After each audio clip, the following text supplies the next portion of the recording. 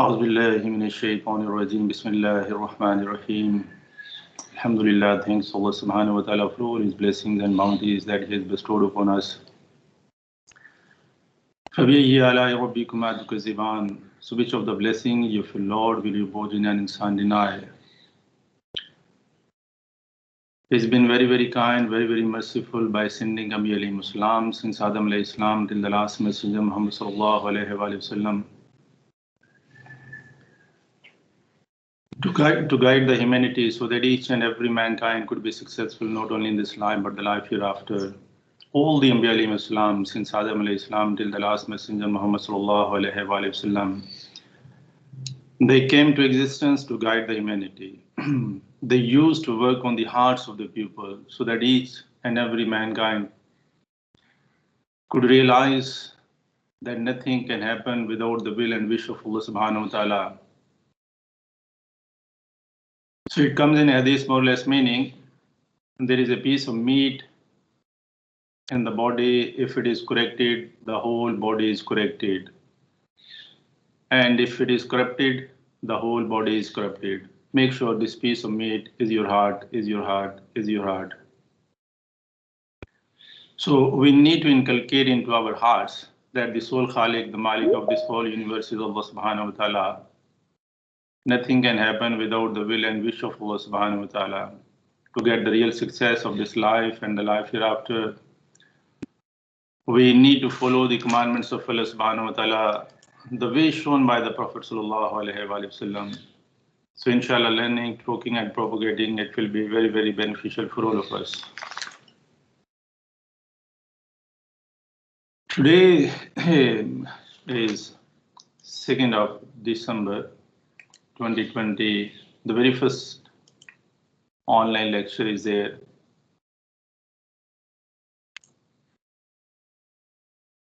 So plenty of things that we have enjoyed on campus.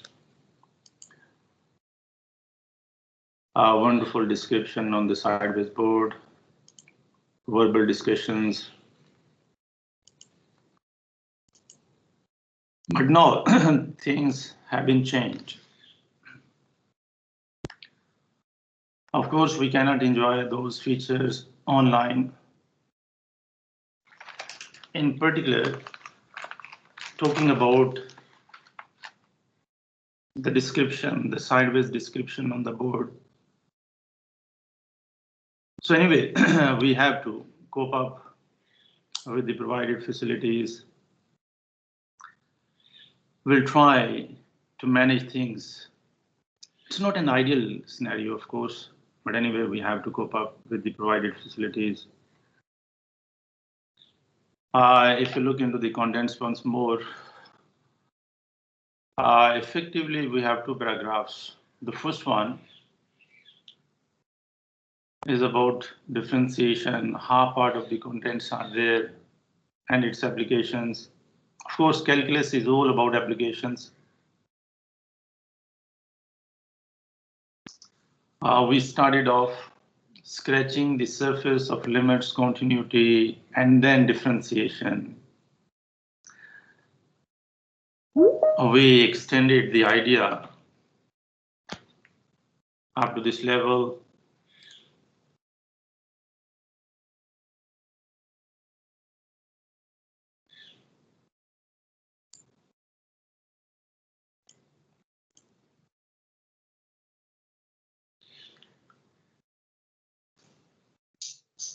Go to metrical interpretation. Please try to mute your microphone once you get into the class. As soon as you join it, try to mute your microphone, please. So plenty of things that we discussed as a critical, as a technical aspect behind the scene. Only one topic is left. We need to talk about a couple of theorems behind the scene inside the applications of differentiation. The next vital topic is to talk about applications of integration. It's another vital topic to be discussed.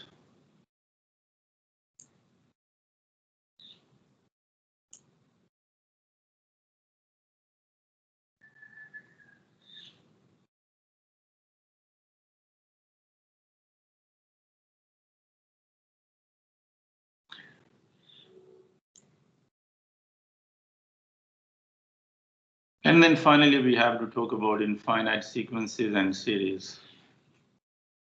Since applications of integration is very vital to be discussed, on top of that, it requires more description on the sideways board. Geometrical description is very vital to understand basic concepts.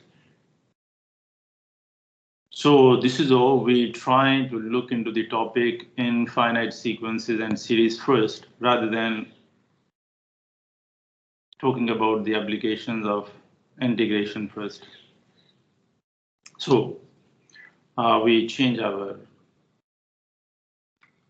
order of contents. Sorry for the interruption because we have to accommodate the people joining. So waiting in the lobby.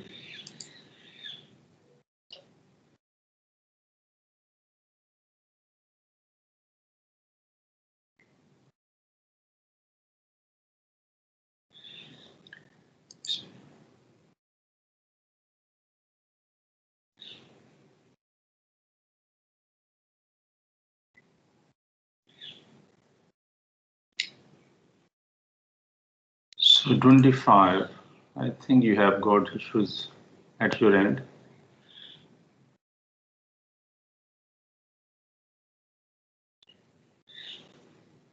Action failed again.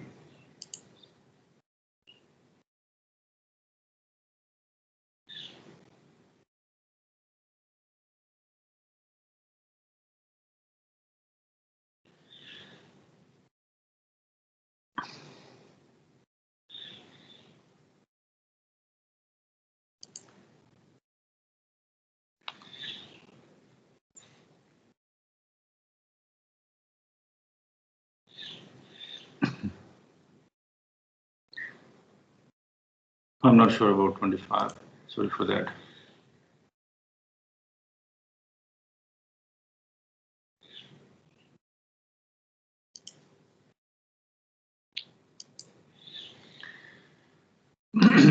So rather than continue with the order of contents, it should have been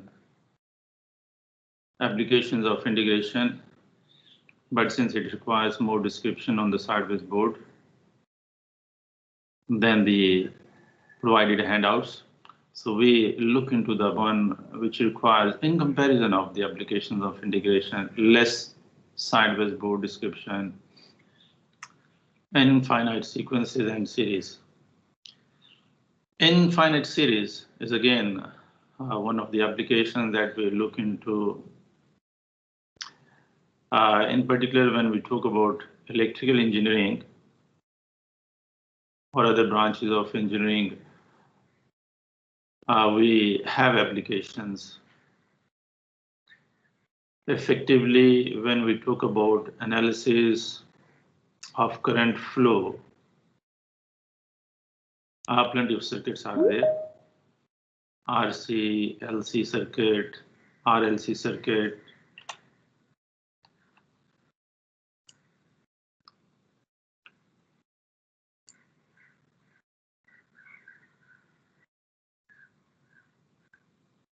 Yep, it's done.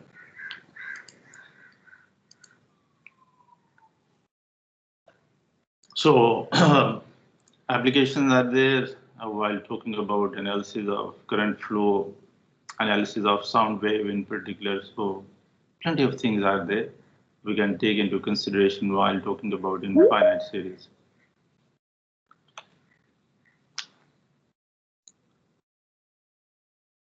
Okay.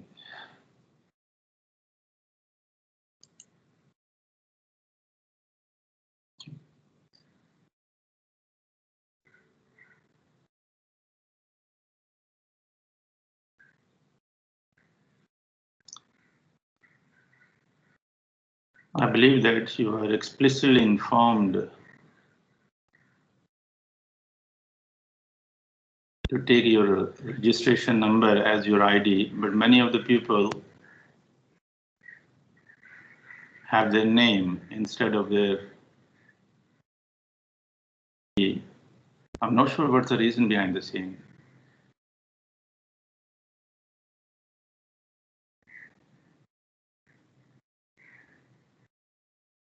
For example, Abdur Rahman Ijaz.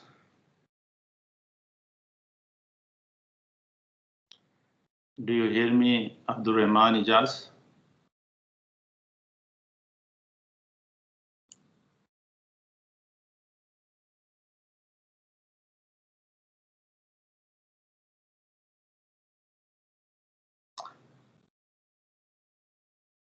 So quite a few people have their name as their ID. Make sure I will not mark your attendance. For those people, they have their name as their ID. I will not mark your attendance.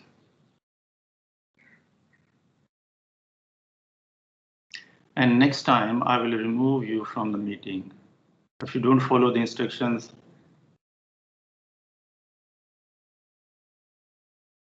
from the next lecture, I will remove your name from the meeting. Adjust your name with your registration number so that you could be recognized. I don't know the name of, who is this person behind the scene. So I can only recognize you with your registration number. So try to go and adjust your name with your registration number. So make sure in the next lecture, you won't be permitted.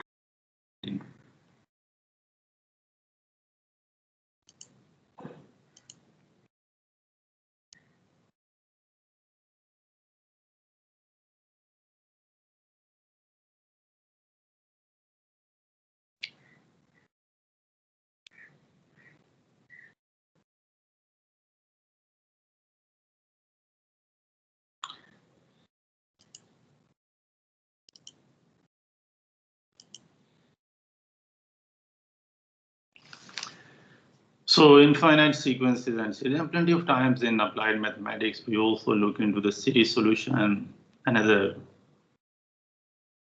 practical implication. So today we are going to talk about infinite sequences and series. Before we talk about that,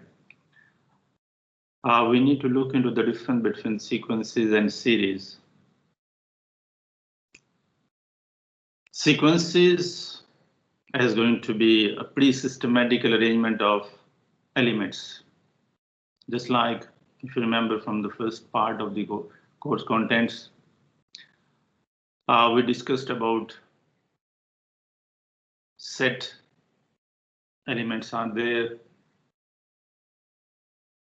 of a set separated by a comma, but there is no particular order is there.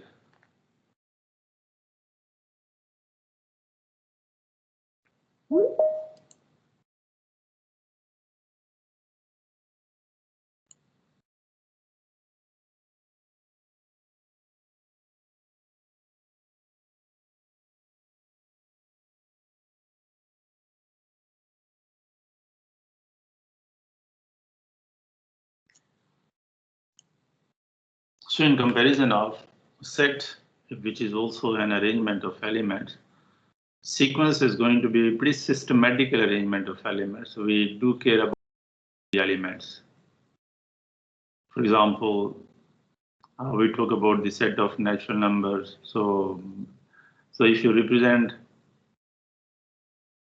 them in a very systematic way, utilizing a specific notation, so we say that it will describe a sequence where the upcoming term of the sequence is going to be recognized from that particular pattern, like 1, 2, 3, 4, and the next one is obviously we can understand from the arrangement of the elements that it is going to be 4, then 5, and then so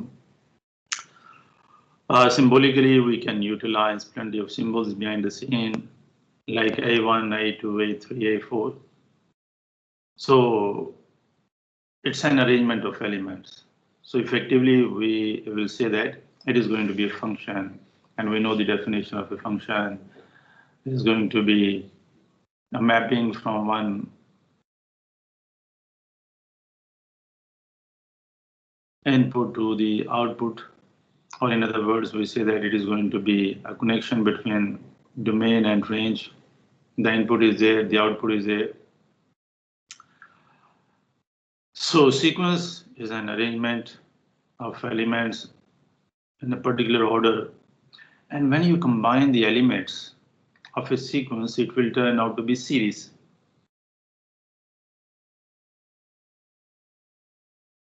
So series is going to be the sum of the elements of a sequence.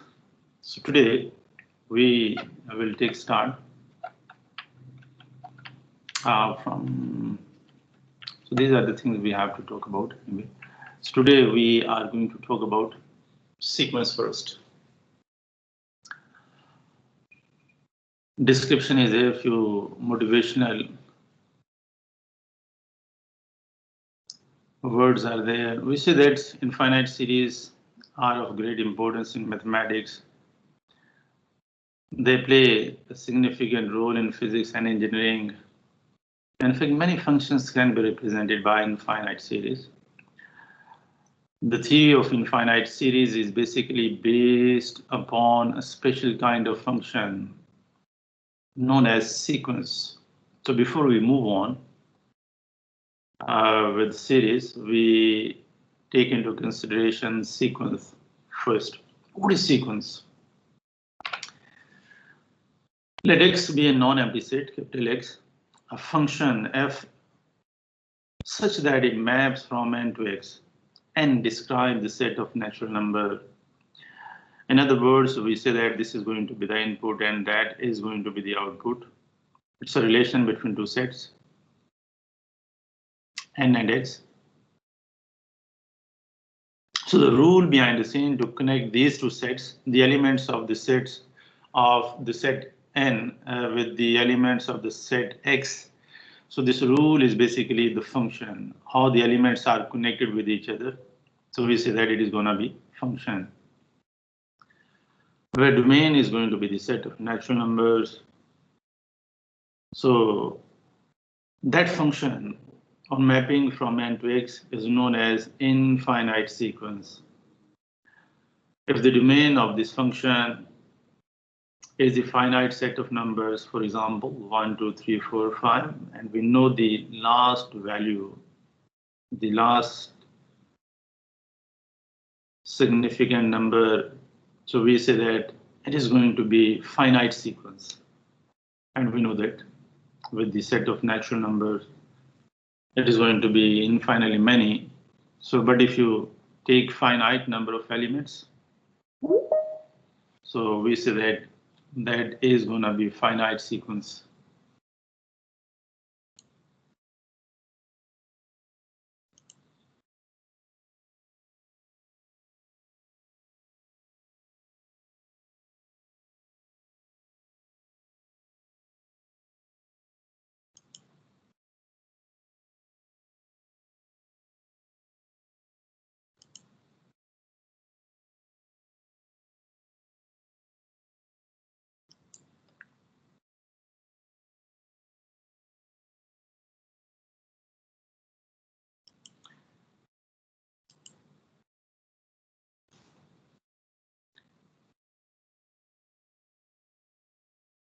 So let A, small a, be a mapping from n to r.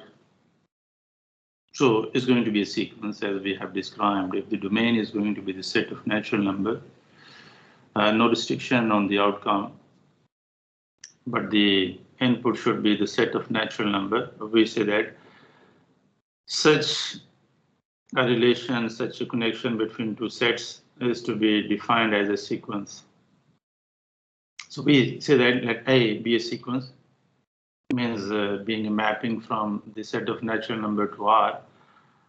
The values of the function A at the points 1, 2, 3 are denoted by A1, A2, A3, and so on as a symbolic representation. So A1 is going to describe the first element of the sequence. So that subscript is going to describe the position. 2 means the element at the second place, A3 being an element at the third place, and then so on.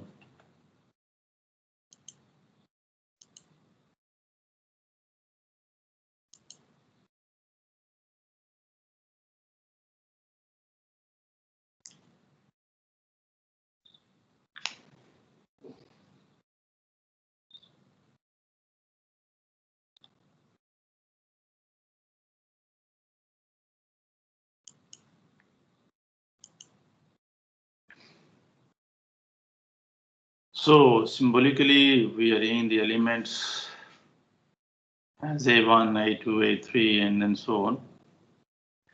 What is the representation of a sequence? We say that a sequence is basically expressed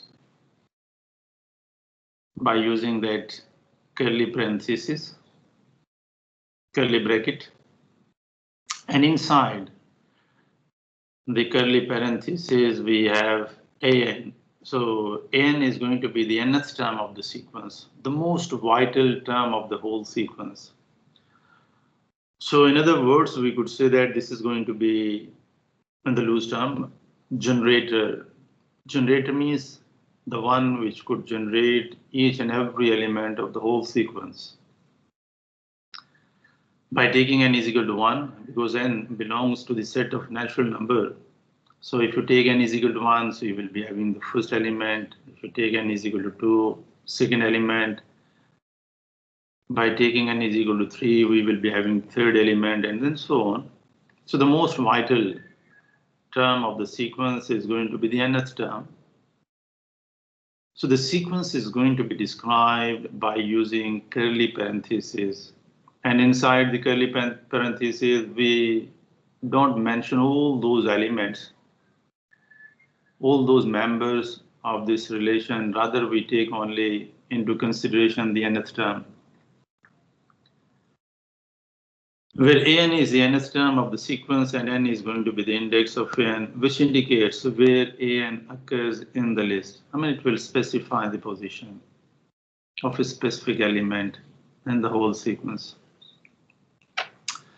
As an example, if you do consider this one, so now we got an idea, the representation of a sequence. Sequence is going to be described inside curly parentheses with nth term.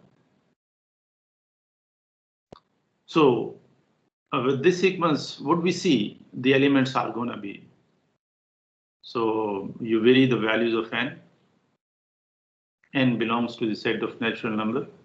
So by taking n is equal to 1, the first element or the first term of the sequence would be 2.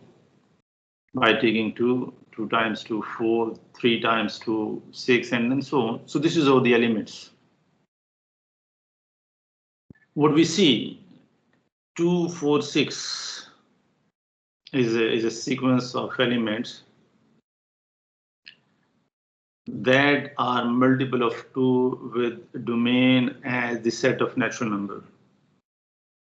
So 2 times 1, 2 times 2, 2 times 3, 2 times 4. So 1, 2, 3, 4.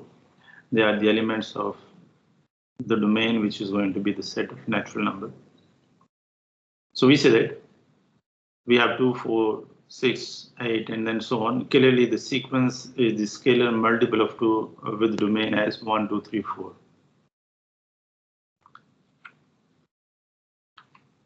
So as we discussed, the representation of a sequence, so it is going to be described by using curly parentheses. Inside the curly parentheses, we will take into consideration the nth term, from where we generate every term of this whole sequence.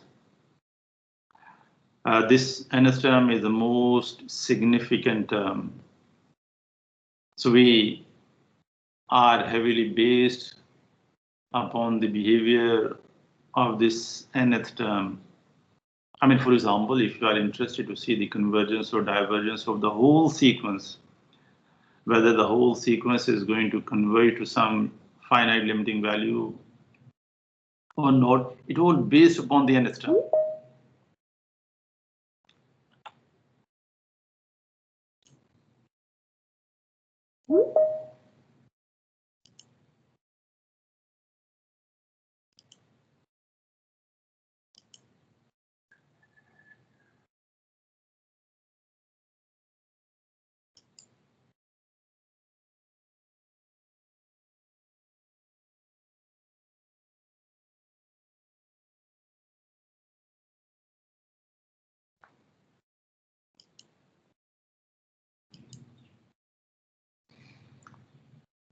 nth term being the most vital term, we say that the whole sequence is based upon the nth term. If the nth term converges to a finite limiting value, we say that the whole sequence is convergent. Otherwise, we say that the sequence is going to be divergent. So it's all about the limiting value of the nth term, the convergence or divergence. So convergence means finite limiting value as an outcome. Divergence means there is no finite limiting value. Extensively, we got an idea of limit at the start of this particular session. Not only analytically, but also geometrically, we got an idea about the limit, the concept of limit. Pretty hard to understand the concept of limit.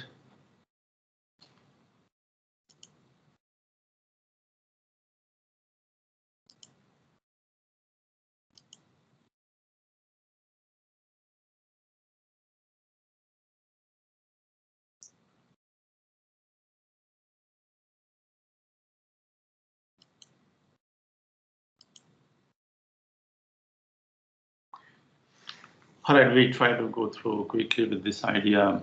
So the message behind the scene is that if the nth term approaches a definite number as n increases without bound, I mean, what the value of n that you are interested for, we say that pretty large value, beyond our comprehension. So if for a very large value of n, the overall answer is going to be a finite number, definite finite number, we say that yes, the sequence is going to be convergent. In other words, we say that if the limiting value to the nth term does exist as a finite real number, we say that yes, the sequence is going to be convergent. And in this case, I mean, just follow the definition of limit over there. What is n? N is going to be very large. There exists a positive number, capital N. I mean, for example, I mean, that has to be pretty large, even greater than that one. Please try to mute your microphone. Once you join the meeting, your first thing to do is to mute your microphone. I do it for you people.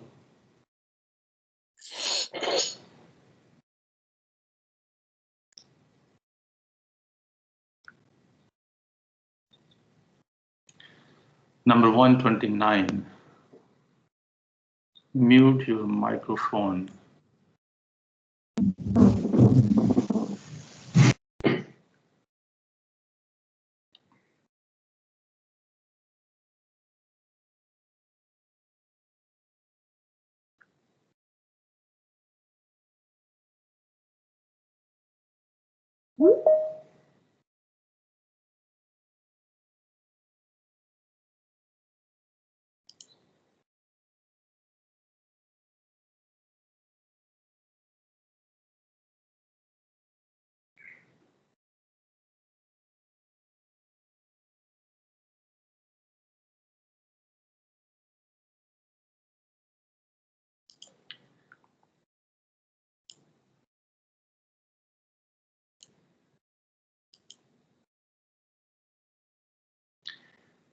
So by taking an approaches to infinity pretty large beyond our comprehension, without bound, if there is a finite limiting value to the nth term, we say that the sequence is going to be convergent.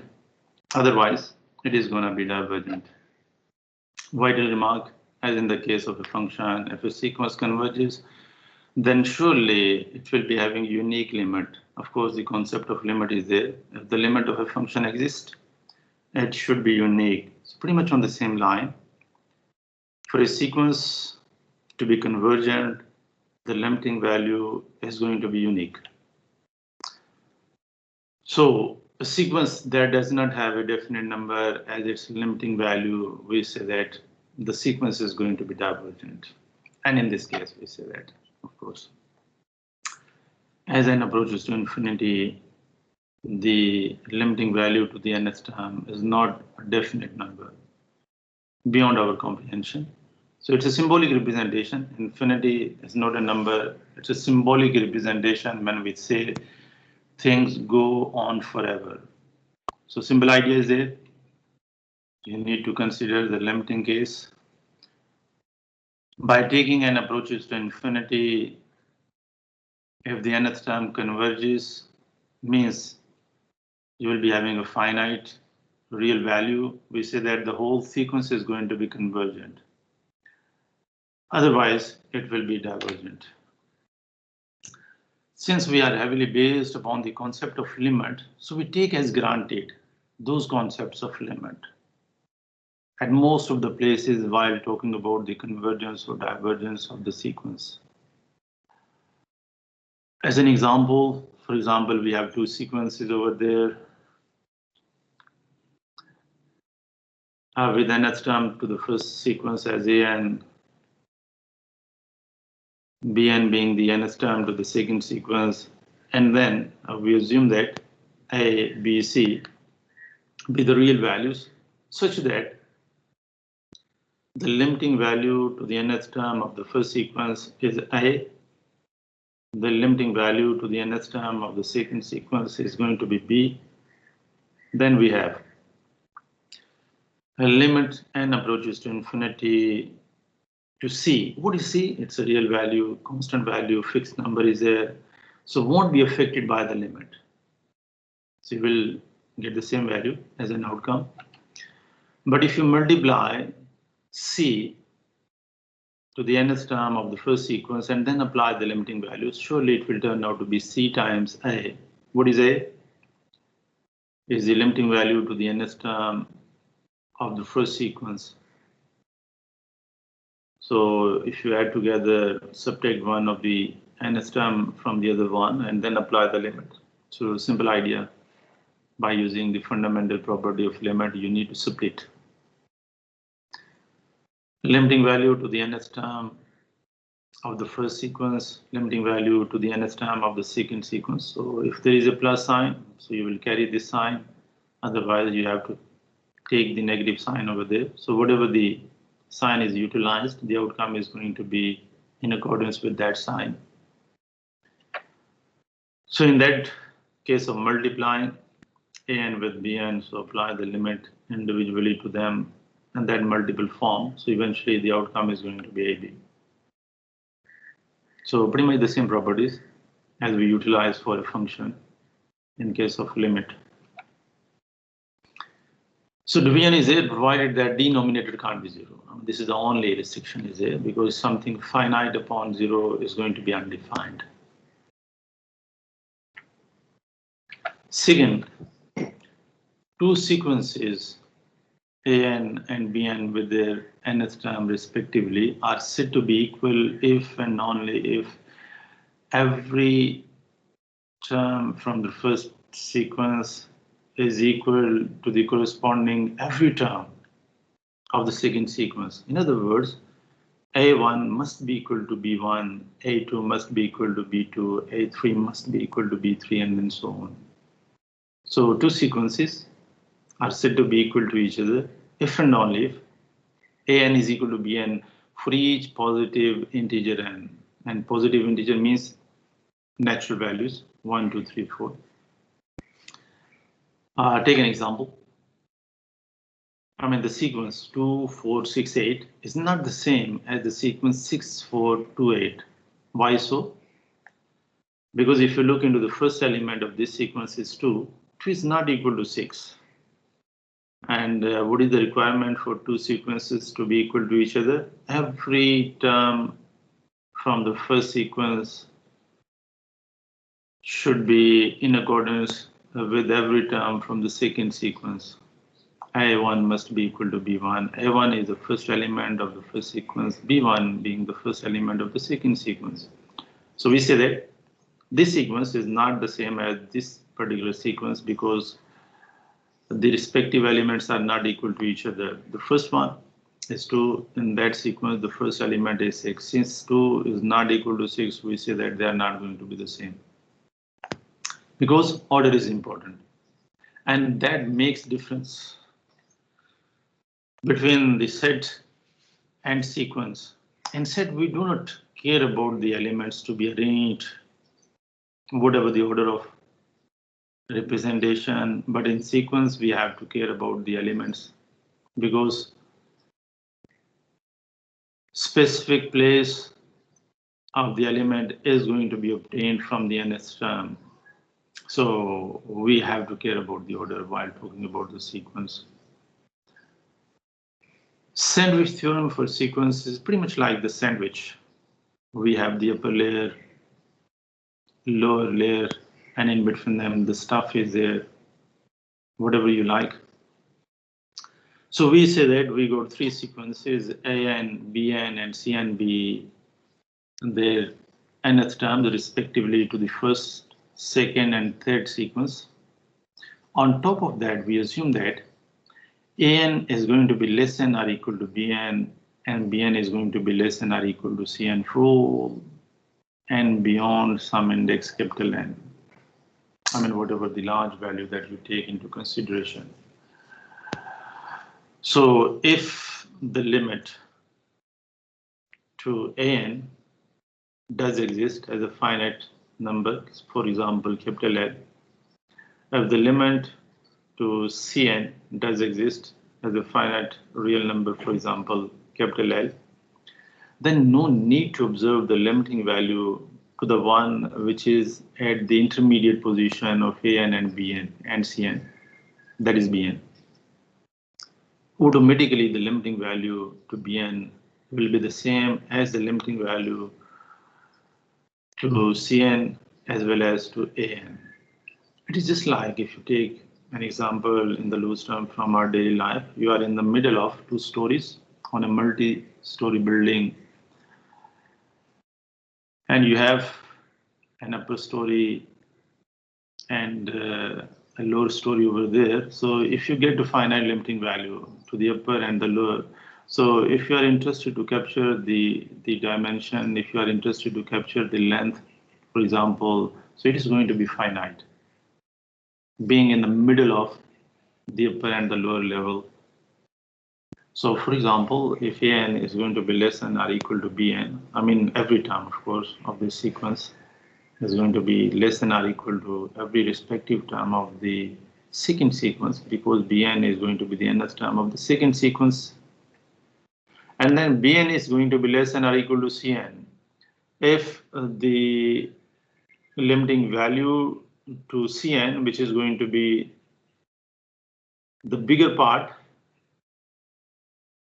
of this whole expression, if it does exist as a finite limiting value, capital L, for example, to An is the same limiting value. So we automatically, by using this theorem, the one which is inside of An and Cn will be having the same limiting value. So this is known as sandwich theorem for sequences. Automatically, if you do compare them, with this comparison or by utilizing this theorem, we will follow the limiting value to the one described in between An and Cn. This is known as sandwich theorem. Because sometimes things are more complicated, we cannot observe the limiting value to Bn. So what we do, we will try to observe the limiting value to the one like Cn. We will also try to look into the limiting value to the one like An. And then based upon the limiting values to An and Cn, we will talk about the limiting value to Bn. And it will be the same as for An and Cn. Commonly occurring limits, many things that you need to take as granted.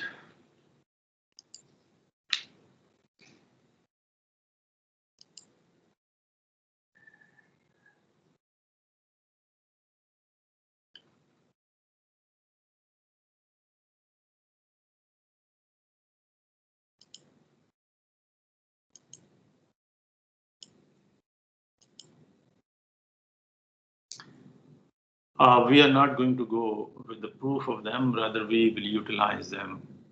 The following 6 sequences converge to the limits listed below. For example, the first one, limit n approaches to infinity, natural log of n upon n is equal to 0. So we will take as granted rather than we go and then prove it. If you are interested to see their proof, they are going to be pretty easy. Like if you look into this one, log of infinity is going to be infinity upon infinity, so it is going to be indeterminate form. So what is the least option with those indeterminate forms? L'Hopital's rule is the ultimate option. If L'Hopital's rule is failed, nothing can be happened. So try to apply the L'Hopital's rule. What will happen? We take derivative to the numerator, 1 upon n, derivative to the denominator 1. So effectively this fraction would be 1 upon n, and then apply the limit. So something finite upon infinity is going to be 0. So the most vital or frequently utilized is that property number 4. Limit n approaches to infinity x raised to power n is going to be 0. The most vital. Provided that mod of x is less than 1. I mean, we are in between -1 and 1. So when we say mod of x, it does contain both sign, positive and negative. And if you break this inequality, so you will be somewhere in the middle of, in between -1 and 1. So these are the values that are going to be considered for mod of x. So we say that if mod of x is less than 1, mod, we know the definition of mod function.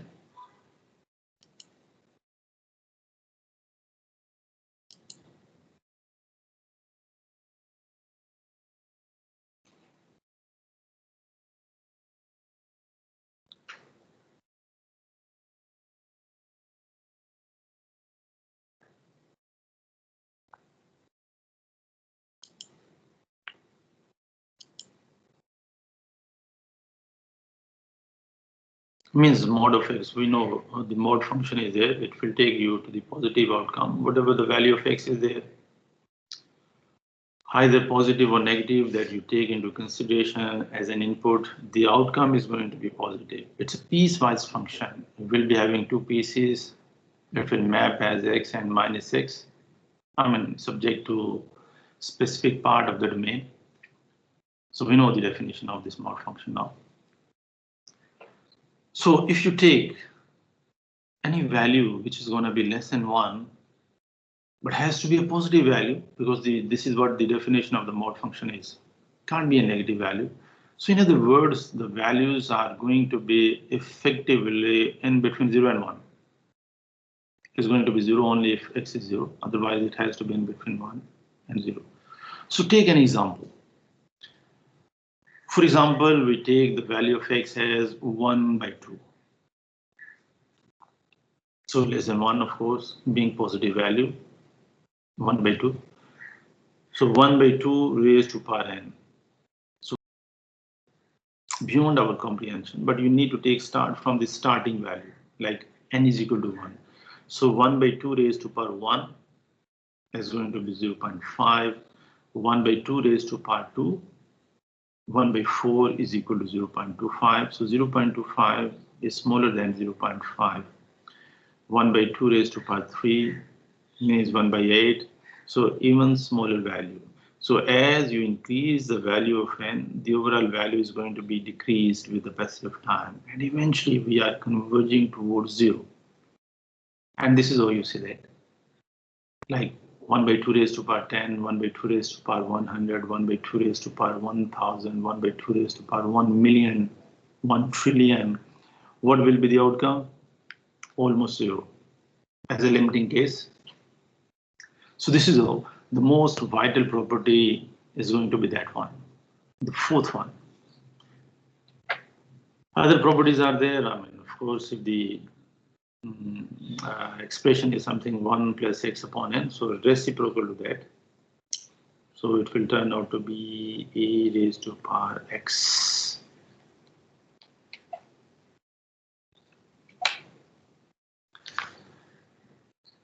A sequence is bounded from above if there exists a number capital M. I mean, we see that. I mean, if it does have the upper limit, I mean, it is bounded from the above. Of course, when we talk about the sequence, we will be having the least value and the maximum value over there. So we say that a sequence is bounded Bounded means we will be having the boundaries behind the scene. From the above to the upper limit, if there exists a number m such that every term of this sequence is less than or at maximum equal to m for all sort of values of n. So we say that this sequence is going to be bounded. I mean, it has the boundary, but from the upper side. If every term of the sequence is going to be less than or at maximum equal to m, the number m is called an upper bound for an. If m is an upper bound for an, but no number less than m is an upper bound for an, then m is called as the least upper bound for an. A bit technical to describe this one. So what can we do?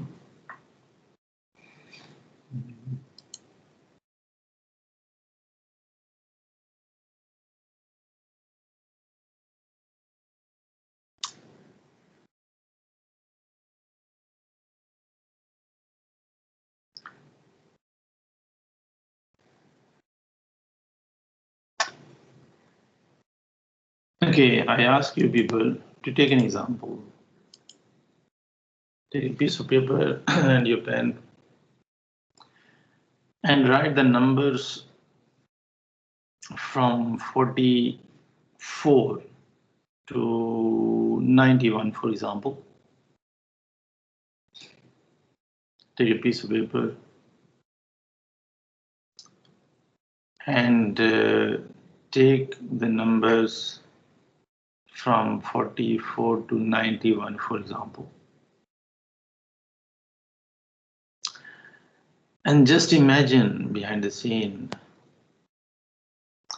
the least grade to pass in this semester of this course is D grade.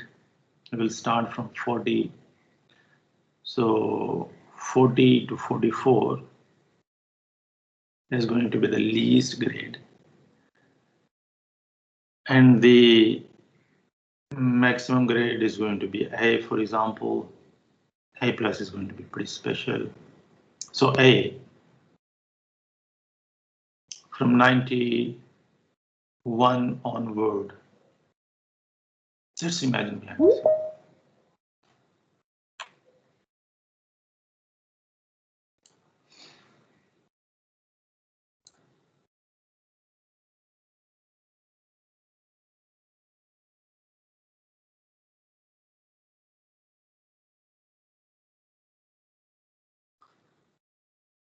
So try to take a note.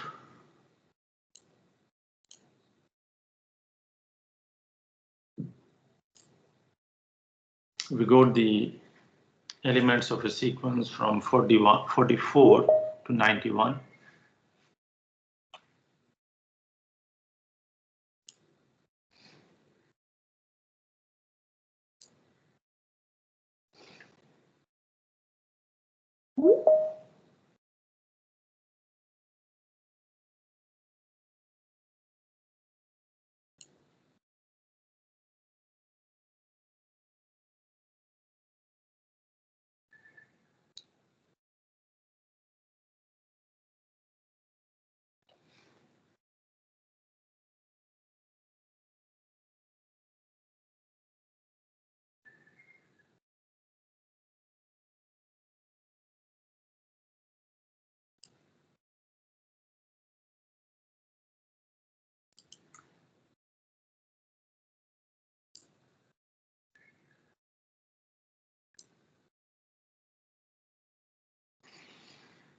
All right, so our sequence is from 44 to 91. The highest grade is A, assigned for any value for any number from 91 to 100. And the least grade would be from 40 to 44. So you see that if you are attaining the highest grade of this course, so you will be having number at least 91. So 91 is the maximum number attained by a student of this section of this class, and 44 is the least number attained by a student of this class. Though you had the provision to take 92, 93, 94, 95 up to 100, but the maximum number obtained is 91, for example. So what would you say about 91? So this is going to be the upper bound, the maximum value. What the sequence is there from 40 to 100 to pass this course. So 91 is the highest, but you had the provision to take 92, 93, 94 up to 100. So since 91 is the last or the least number at the highest grade, so we say that 91 is the least upper bound. 91, 92, 93, 94, they are all upper bounds. But the least value from this highest grade, that scaled down from 91 to 100, the minimum value is 91. So this is obviously that 91 is going to be the least upper bound. What the lower bound is? 40 to 44. The minimum number obtained is 44, but even if you had 43, 42, 41, even 40, you would pass this course. But we see that from the last or from the lowest grade, D, the maximum value is 44. So we would say that 44 is the greatest lower bound. What is capital M? It is the least upper bound, because from the highest grade, that is going to be the smallest possible value. And 44 is known as greatest lower bound. What the lower bound is? From 40 to 44. So because 44 is the maximum value in that grade, so we say that this is going to be the greatest lower bound. It's a lower bound, the least grade. But inside this grade, 44 is the maximum value. So this is how we say the greatest lower bound. So this is how we, based upon that idea, I mean, in the loose term, we can take that example. We say that if there is a number like capital M, such that every term is going to be less than or equal to capital M, we say that the sequence is going to be bounded from the above. And on the other hand side, if every number is going to be greater than or equal to M, small m, that sequence is going to be bounded but from below. Like in this example, we have taken 91 equal to capital M, and M small m is equal to 44. So this is how we say that the sequence is bounded from both ends. Bounded from above, bounded from below. And this is vital to know. If AN is bounded from above and below, then the sequence is going to be bounded. Otherwise, it is going to be unbounded. Boundedness is directly connected with the convergence. So this is how we take a definition for a sequence to be bounded. If it is bounded, we say that yes, that is going to be convergent. Later on, we describe that. The convergent sequence is bounded. I mean, the definition is there. And unbounded sequence is divergent. If sequence is not bounded, we say that it is going to be divergent.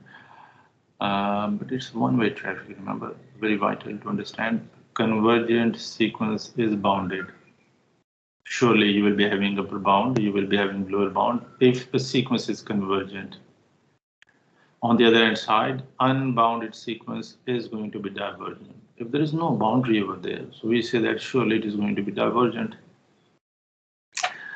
A couple of aspects are there. A sequence AN is said to be non-decreasing if every upcoming term is going to be greater than or equal to the previous term. AN plus 1 is going to be greater than or equal to the previous term for all values of n. For example, A1 is there and A2 is there. So A2, the upcoming term, should be greater than or equal to the previous term A1. So if this behavior is there, so we say that the sequence with the nth term an is going to be non-decreasing. We are not sure about the increasing sequence because of this equality sign.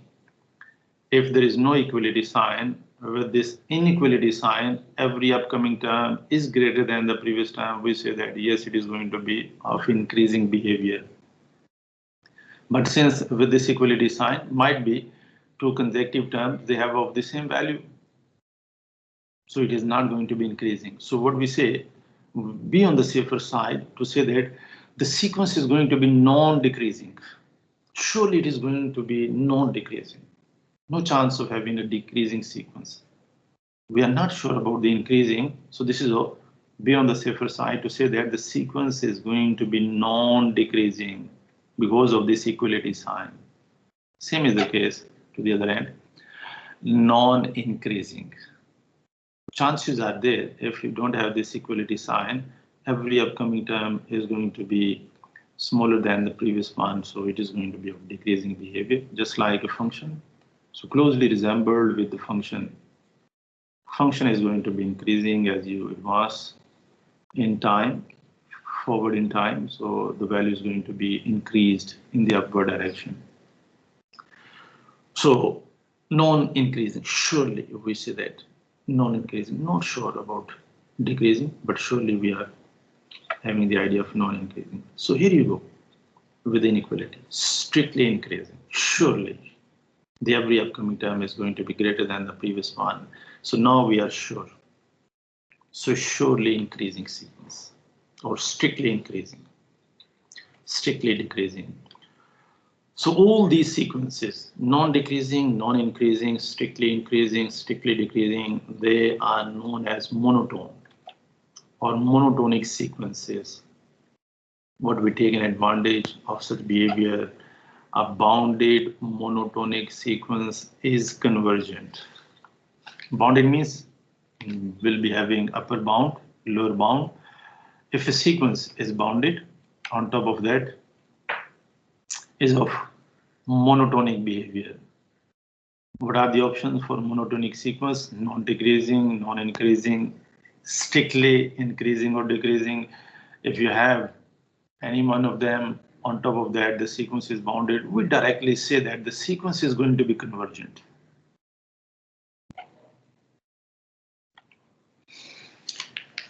Okay, take a few examples from the exercise. We look into that.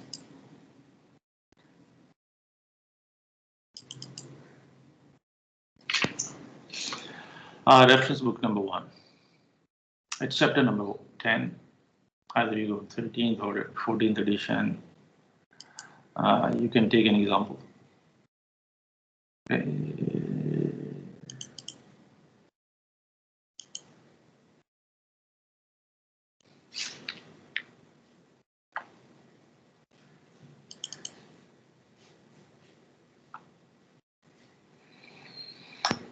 So what can we do?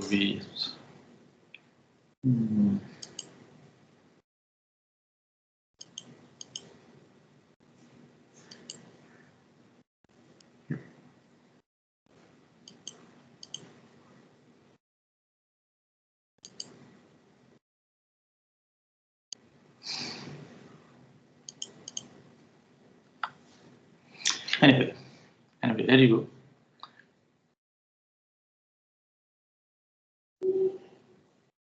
Exercise number 10.1.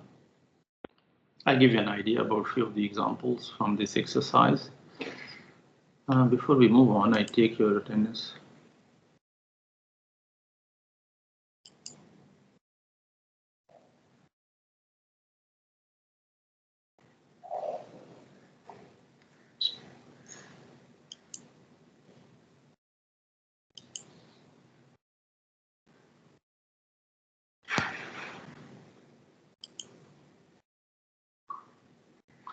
Is it done? Let me double check.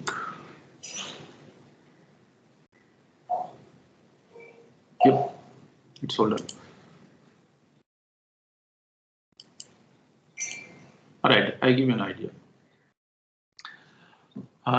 In examples from 1 to 6, each of these examples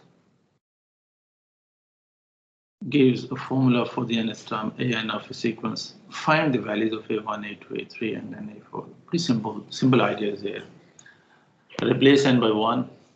So it will take you to the first term, like a1 would be 1 minus 1, 0 upon 1 square, going to be 0. So a1 is going to be 0 in this case. A2 would be 1 minus 2 upon 2 square. So minus 1 upon 4. And this is all. I mean, pretty simple. Just place in n by 1, 2, 3, 4. You will obtain those 4 terms. And the next bunch of examples from 7 to 12, first term or first 2 terms of a sequence along with the recursion formula to obtain the remaining terms is given. So write out the first 10 terms of the sequence. Like in this example number 7, what the formula is there?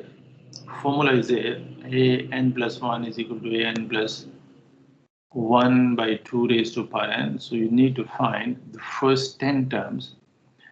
What if you take the starting value of n? So you will see that in this formula, a1 plus 1, 2, the left hand side is going to be the output. A2 will be obtained by providing a1 plus 1 upon 2 raised to power 1. What is a1? So a1 is given. So place this value over there. Simplify that one. So this is how you will be having a2. And that a2 value is going to be utilized to the right hand side for the next term. You will find a3. Then a3 will be utilized to the right hand side. So recursively, you move on to obtain the first 10 terms of this sequence.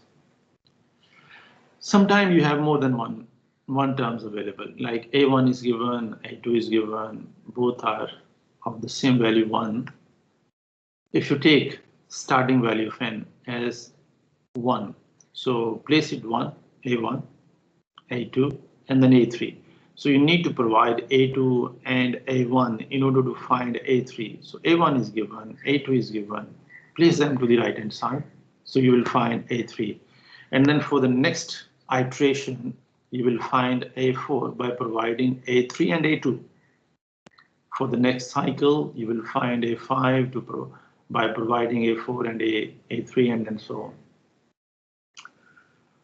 Find a formula for the nth term of the sequence. I mean, this is the other way around. Sequence is given,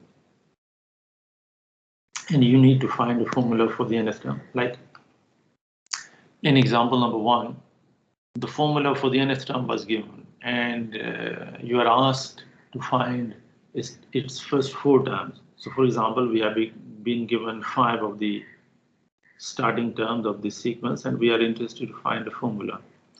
So what we see in this example number 13, it's an alternative sign, plus minus, plus minus, plus minus, and then so on. Of course, you can guess the next term, that would be minus 1, because of the pattern laid down from the first 5 terms. So it's an alternative sign, but the key thing is the starting value, that has to be positive. So we say that minus 1 raised to power n plus 1 being the nth term. So why is that? Because the starting term of n being a natural value is going to be 1. So minus 1 raised to power n plus 1. So if you take n is equal to 1, so that will be minus 1 raised to power 2. So minus 1 raised to power 2 means that is going to be positive 1. And then for odd power, it will be negative. For even power, again positive, and then so on. So in contrast of this one,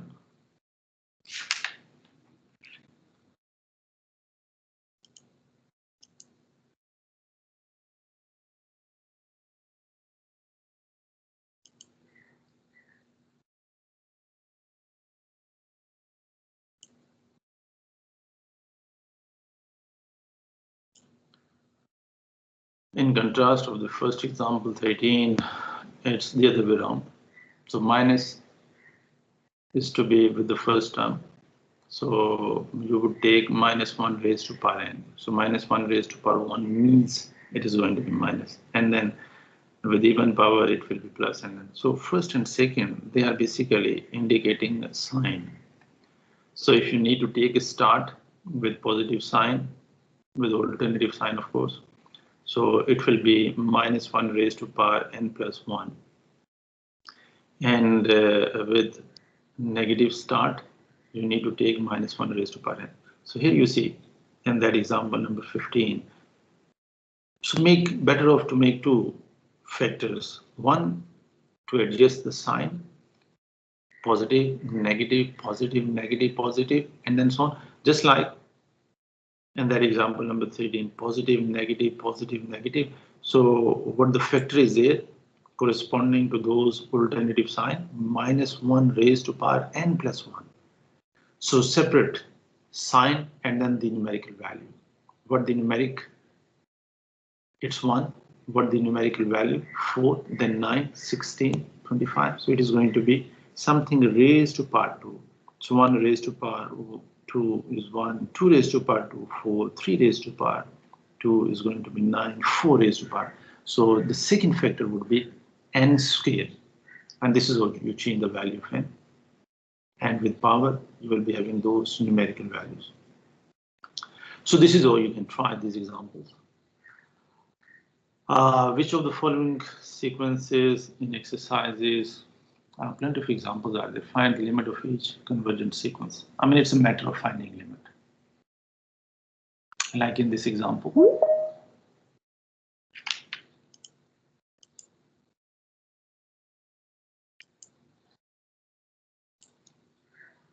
27. So 2 plus 0.1 raised to power n. Apply n approaches to infinity. So in order to see whether the sequence is convergent or not, if it is convergent, you need to find the corresponding limiting value. It's a matter of finding limit as n approaches to infinity.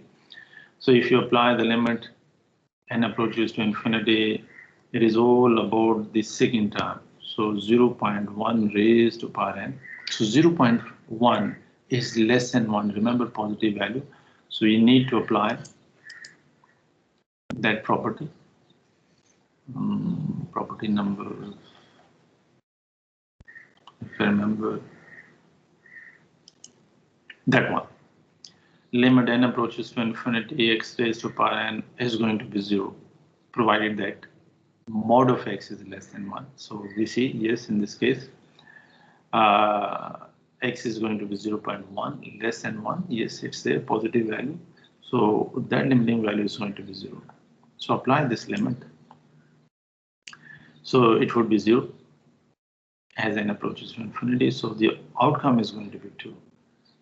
So if you look into this example, 1 minus 2n upon 1 plus 2n. So initially it is going to be indeterminate form, but plenty of ways we can avoid this scenario. One of the options is there, try to make the factors divide by the highest degree term, numerator and denominator. Yes, we can divide it by n, numerator and denominator by n, and then apply the limit.